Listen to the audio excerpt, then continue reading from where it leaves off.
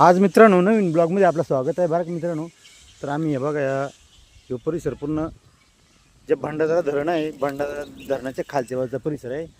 आणि मित्रांनो बघा, इथे ना खूप मोठं निलगिरीचे झाडं आहेत हे बघा. आणि त्यांच्यावर बघा हे ना हे जे पक्षी आहेत हे वटवाघूळ म्हणून उलटा लटकणारा पक्षी. तर भरपूर अशा पक्षी आहेत ते बघा निलगिरी. बघा समोर पण इकडं पण आहेत बघा. त्या पूर्ण जे निलगिरीचे झाड आहेत मित्रांनो हे बघा. यांच्यावर जे उलटी जेवढी लटकेली दिसतात ना काळे काळे, हे पूर्ण अशी वटवाघळात पण बघा मित्रांनो.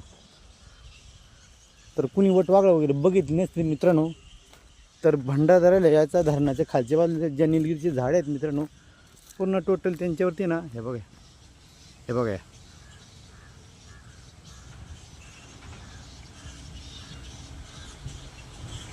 भरपूर असे वटवाघळ आहेत मित्रांनो इथं भंडारदरा परिसरामध्ये.